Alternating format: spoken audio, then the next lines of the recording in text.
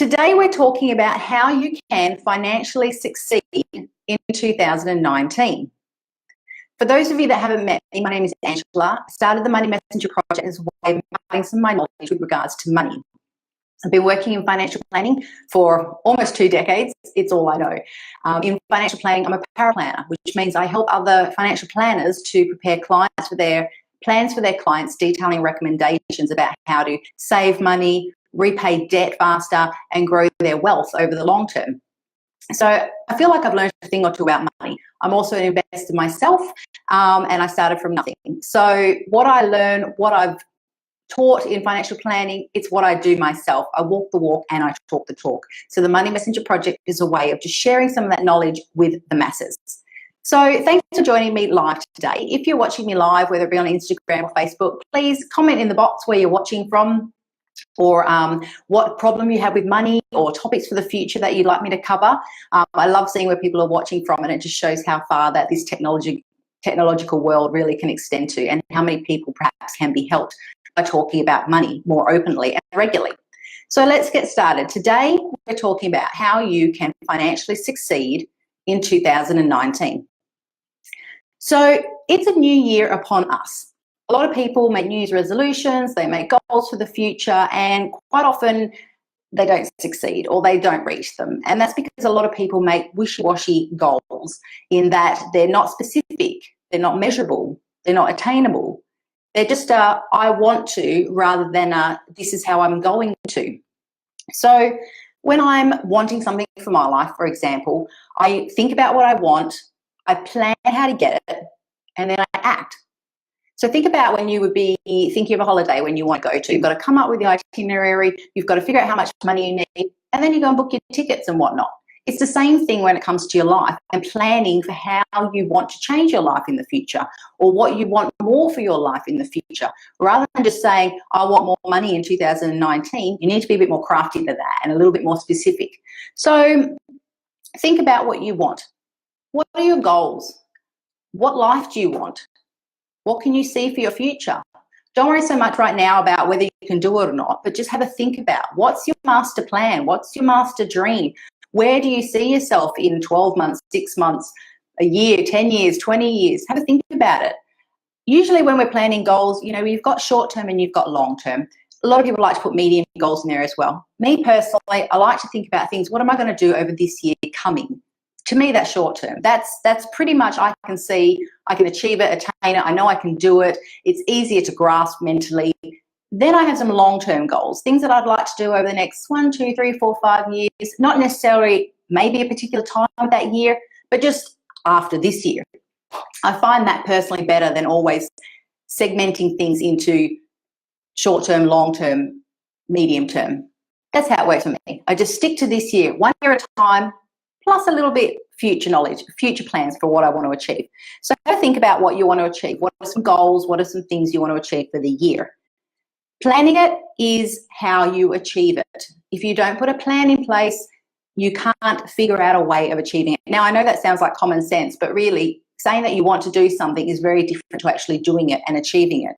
And as a person who really strives to achieve good things in life, I have to plan. Otherwise, I can't do it.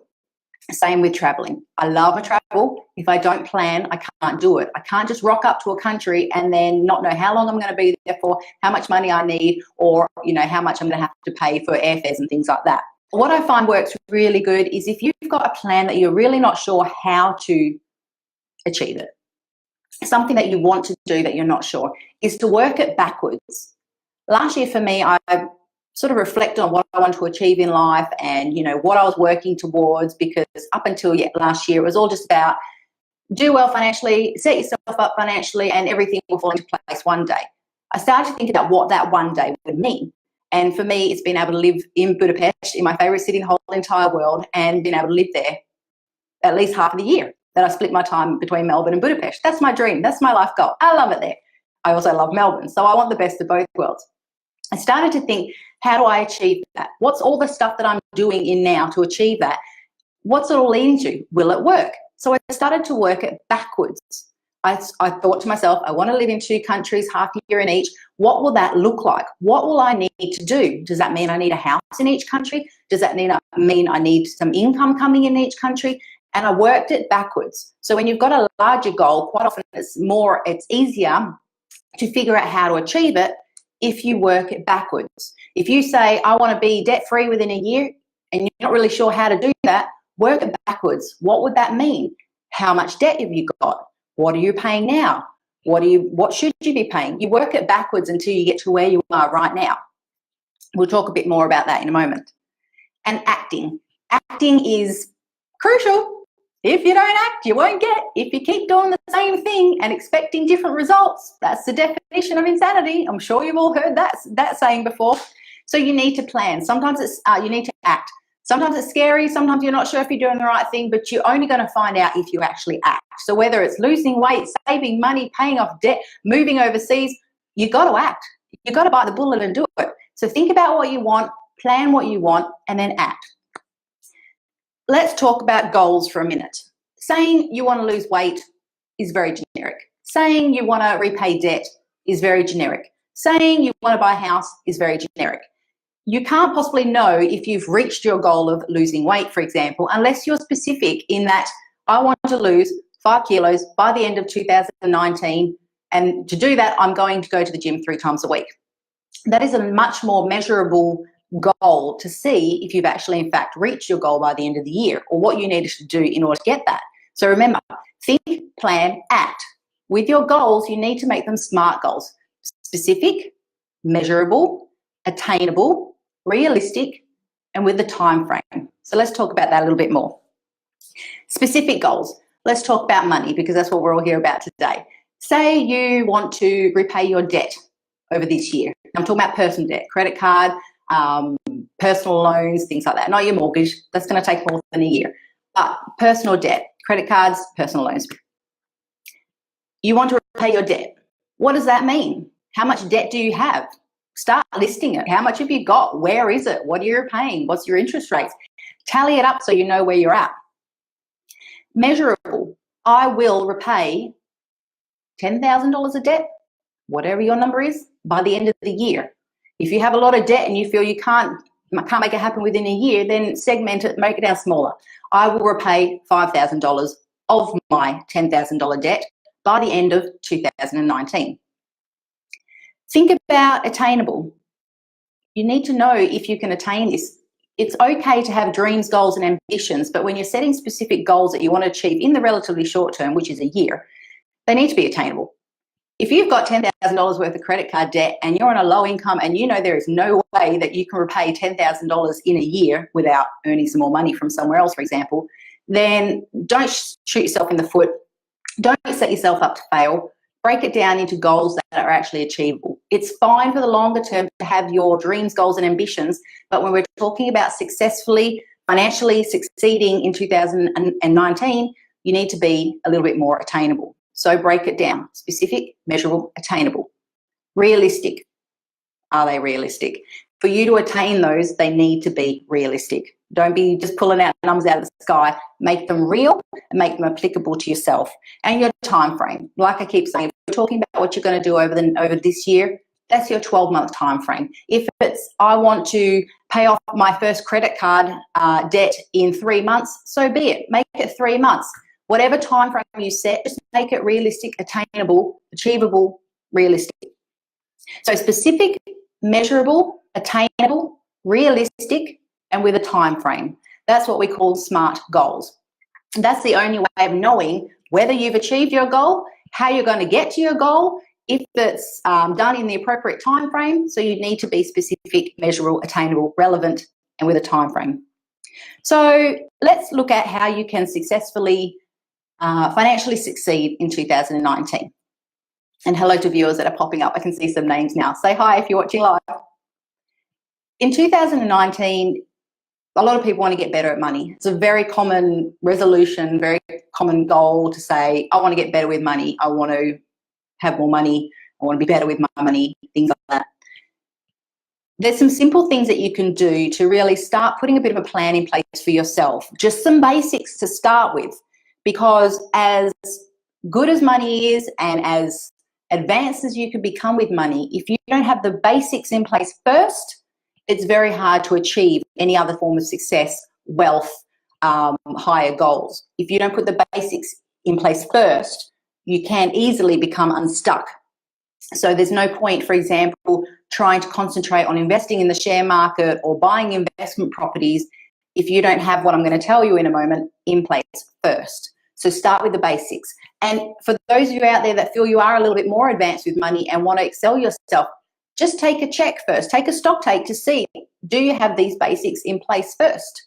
And if you don't, then you need to put your SMART goals in place so that you can achieve those. So just tidy up your bits and pieces before you try and excel. So let's talk about, this is what I would personally do in 2019 if I wanted to get more successful with money.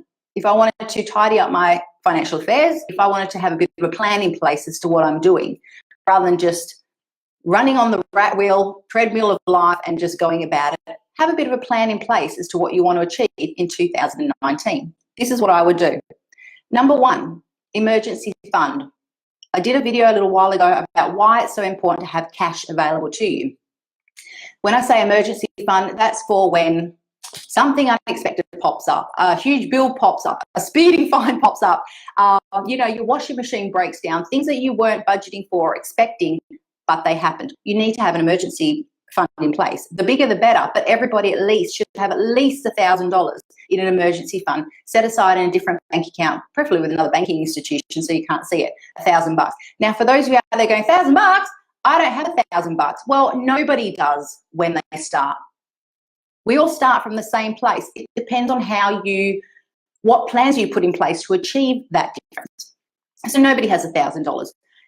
Find a way of getting it, whether it be a small amount of savings that you're putting away each week, whether it be having a garage sale and decluttering your house, because I guarantee you've all probably got $1,000 worth of stuff in your house that you don't need, stuff that's maybe in the shed that you don't need, stuff you haven't seen in a long time, old jewelry, old clothes. Have a declutter of your house and try that. See what you can sell, because there's stuff in your house that's valuable, and if it's just collecting dust, it's not helping you or your family or your financial future. So $1,000 is what you're aiming for. So if you want to put in place a SMART goal relating to an emergency fund, it could be something like this.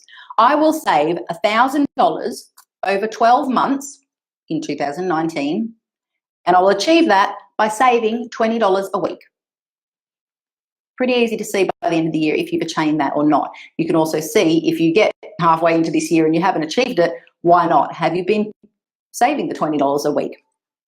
With the emergency fund, I want you to then increase it to $2,000. That's really a good start, because if something happens, things cost a lot of money these days, and $2,000 is a great way to go about it. After that, ideally in financial planning, we say that you want to have at least 3 to 6 months worth of expenses saved up. That may seem like a lot, but trust me, it is very attainable, because what you do to achieve $1,000 is the same that you do to achieve $2,000. It's the same that you do to achieve 3 to 6 months worth of expenses saved up in a separate bank account, preferably with another banking institution so you can't see it and be tempted to spend it. Number two, I would put into place a budget. I know everyone thinks they know how to do budgeting. I know everyone thinks they have a budget, but if you don't have a budget, which is specific, measurable, attainable, realistic, and with timeframes, then you really don't have a budget. If you don't have something in writing saying how much you're roughly meant to be spending on groceries, bills, rent each week, then you don't have a budget. If you've never tracked your expenses, then it's really hard to know what you spend. So putting a budget in place, make sure it's realistic. To do that, you need to track your expenses for 1 month or 2 months. Preferably 3, at least a couple of months. Now, I've spoken about this before as well. It can be done with a paper and pen and a notepad and an Excel spreadsheet if you're that way inclined, whatever you want to do. There's heaps of apps as well. There's one I love at the moment called Monify. I think that's a great app. It's just a little bit handier when you're walking out and about to buy a coffee, pop it in the app. Then you know what you spent for the month. But really, a paper and pen works fine. I do have some spreadsheets that I've been using for a few years. They're really, really simple spreadsheets. I think I'm going to share those with you so that you can use those. If not, check out the Monify app. I really think that's a good one. You can tailor the little categories as to so that it's relevant for your life, whether it be rent, whether it be utilities, whether it be gym memberships, whatever. And that is a great way of just showing what you spent in a month, because if you don't track your expenses, you can't possibly know. A lot of people don't do it. They become unstuck because all they do is pay for the expenses that they have rather than controlling where the money goes, which expenses they want to pay and which ones are a waste of time. So put a budget in place. Make sure you're spending within your means. If you've got rising personal debt, credit cards, personal loans, that means that you're not spending within your means. Again, seems like common sense these days. We're seeing a lot of personal debt increasing. Millennials in particular are debt crazy, and it's no wonder that they're amongst the group that are experiencing the most financial stress because they're not living within their means. They're looking for instant gratification, order straight away, receive straight away, and they're spending more than they earn, quite frankly. So budgeting, realistic and track expenses. That's your second goal for the year, is to put that in place. And then practice. It's not going to be perfect and you will have to change your budget from time to time, but at least it's a start. It's a way of controlling your money so that you can live the life that you want. Number 3, what I would do is squash your personal debt. Personal debt is a financial killer. It will not help you. It will not grow your wealth, and actually you'll go backwards. The longer you hold on to credit card debt, personal loans, store credit cards, buy now, pay later type scheme, you need to get rid of your personal debt. You have to. It's going to kill you financially, and especially if it's growing, you really need to get a handle on it and stop increasing that. So as part of your 2019 success plan, I would be getting in touch with your debt. To do that, list what debt you have. List it on a page. List it from the bank you have it with, the lender, the amount, the interest rate. Put them in order of the highest interest rate first, because that's the loan that's costing you the most money. Then your plan of attack is to get rid of that debt. So this plan doesn't take any more of your money. It just takes the money that you're already paying off your debt and rejuggles it a bit. List your debt in order of highest to lowest interest rate.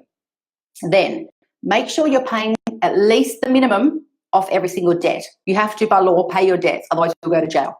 Pay the minimum of everything, car loans, personal loans, credit cards. Then make extra payments, so redirect any extra payments you're already making, redirect them off the loan with the highest interest rate. Your aim is to get rid of that loan quickly. The higher the interest rate, the more you're paying to the lender, the less favourable to you. So get rid of that debt particularly. Now, some people question, and I've had questions in the past, should you pay off the debt with the highest interest rate first, or should you pay off the smallest debt first? Financially, the best strategy is to pay off the loan with the highest interest rate first, because that's costing you the most money, so you want to get rid of it.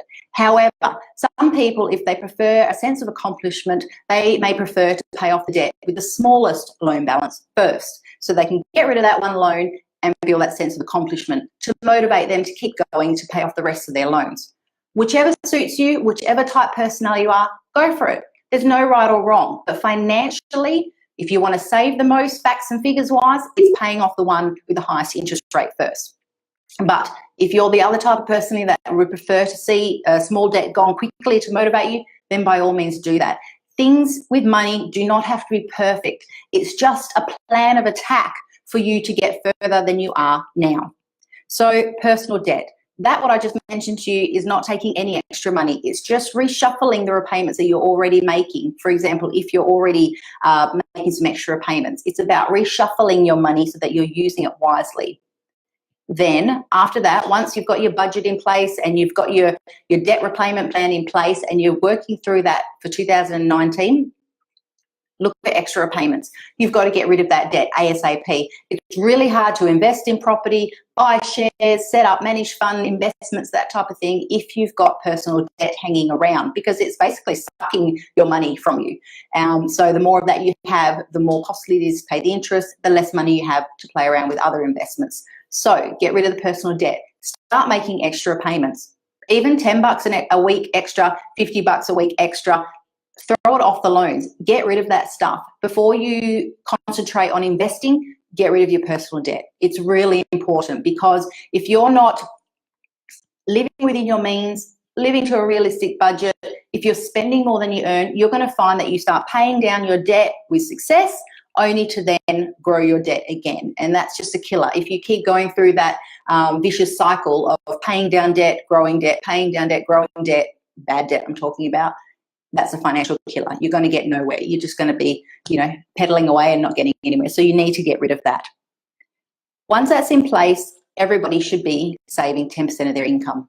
You should be doing that right now before you do anything, actually. But in order to get successful this year, I've just stepped out 3 easy steps for you to put your emergency fund in place, to put a budget in place, and to start getting rid of your personal debt. After that, 10% savings. Everybody needs to be doing that. That means 10% of your income should be put away in a separate bank account. This is separate to your emergency fund.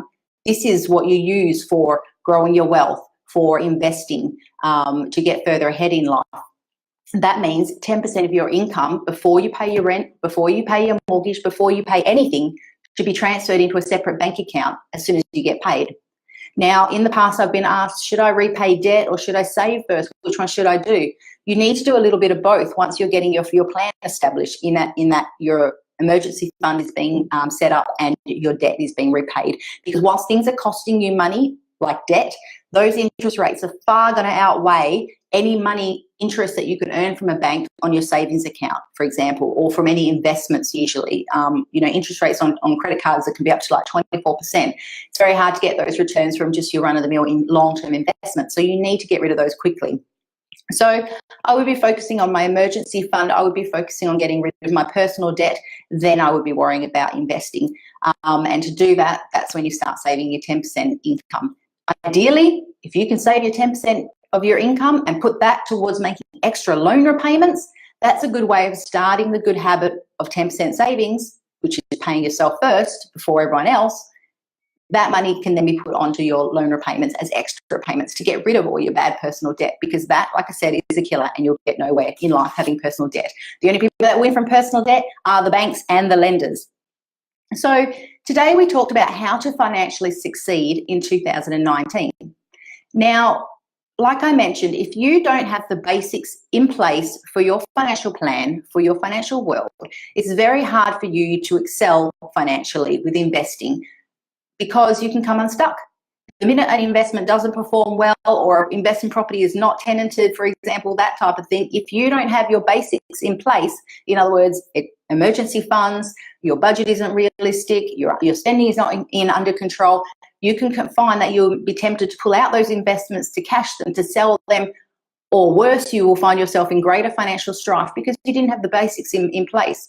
So I guarantee to you, rich, successful people that are good with money, people that are wealthy, have the basics in place. You can get there. Don't feel that it's magic to be able to save $1,000. It just comes down to basic, boring savings. $20 a week over this year will get you $1,000.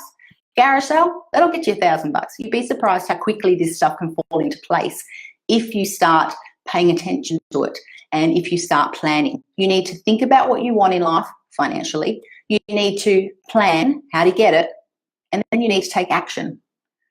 When you're thinking about what goals you want to achieve for the year, make sure they're SMART goals: specific, measurable, attainable, realistic, and with a time frame. Then, to start your financial plan for the year, to change the way you are with money, start putting in place an emergency fund. $1,000, that's what you've got to aim for. And then grow it for 2, and then grow it to more. Make sure you've got a budget in place. Make sure it's realistic and that you've tracked your expenses for a couple of months to really know where your money is going, because unless you write it down, you won't know where your money is really going. Number 3, tackle your personal debt. Get rid of it. List in order of high interest rate to lowest interest rate. Make sure you're paying at least the minimum of everything, and then direct any extra payments off the loan with the highest interest rate. Get rid of it. Once you've got those 3 underway, look at your 10% savings. That means 10% of your income put into a bank account. As soon as you get paid each week, fortnight, month, before you pay anything else, you could use that 10% savings to make extra payments even further off your personal debt and really squash it. I hope you enjoyed this video for today. If you've got any questions as to what we're talking about, feel free to pop them in the comments box. I'm happy to answer questions live as best as I can. And if you haven't already, please subscribe to the Money Messenger website, which is www.moneymessenger.com.au. I do live videos every Wednesday talking about things related to money. For me, signing off today. Hope to see you next Wednesday. And please don't forget to subscribe for more videos just like this. Thanks, everybody. Hope you enjoyed that. Bye.